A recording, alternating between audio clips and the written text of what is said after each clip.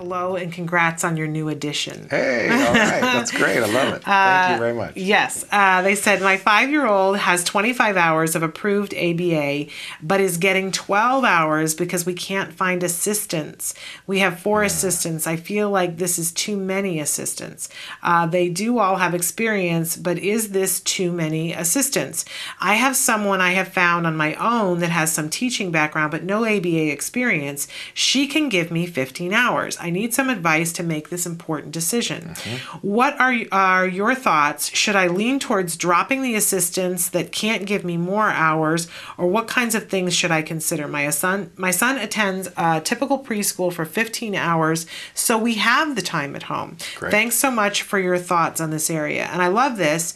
You know, we always talk about therapists, and I forget that sometimes people around the country use different terms for it. So I just want to point out that when it is my assumption when you're talking about assistants that you're talking about those basic therapists that aren't supervisors, they're not entry-level folks that work directly with the kid. Yeah, there's actually a lot of different terms at all the different organizations I've worked at around the country. They call them, some places call them teachers, some places call them tutors, some places call them technicians, which sounds kind of dry. Mediators. There's all kinds of funny terms for them. Coaches. Instructors, therapists, you name it. So that's what it sounds like she's talking about. Yeah. Yes. And I guess the major question here is, given about 25, first of all, congratulations on getting 25 hours a week funded for your child. That's good. You're in that lower end of high intensity, which is good. And the question is sort of what's the ideal number of therapists or tutors or assistants to have given 25 hours a week? And do you want to keep an assistant who really can't honestly commit to very many hours per week? Right. Really important questions. And those are questions, by the way, that every ABA agency who hires these folks deals with every day. Usually and there's no, of course, like everything else in ABA, there's no golden rule or standard answer, but sort of some rules of thumb. One is, I generally think that an entry-level therapist, if they can only see your child once a week for about 2 hours or 3 hours, that's usually not enough time for them to build a relationship with your child and to become an expert on your child's treatment. And that's what we're doing with therapists. We're making each therapist an expert on how to interact with your child. That's the point of ABA.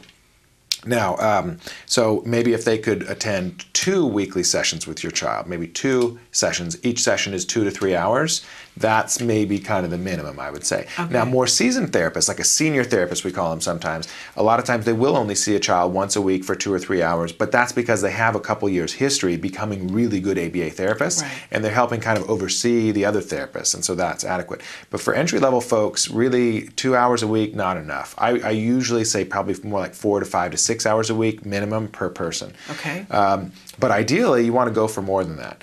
Now, that being said, you don't want just one person, right? So you might find one really energetic person that could do all 25 hours, and you might think, oh, great, no scheduling issues, no nothing. That's also not good for generalization, which we talk about on your show all the time. So an ideal balance, again, it's going to depend on the kid, depend on the therapist, but I would shoot for maybe 3 or 4 different therapists for a 25-hour-a-week program. Can you do 5? Yeah, but that would be the absolute max, I would say. And honestly, it's going to get difficult in terms of just coordination and scheduling. And you're going to spend so much time just making sure everyone's on the same page that it's not the most efficient way to do it. So what I would do is, if it was my kid or my agency where I'm trying to staff this child, I would just go overtime on recruiting therapists, recruiting new people that can commit at least, let's say, 6 to 10 hours a week.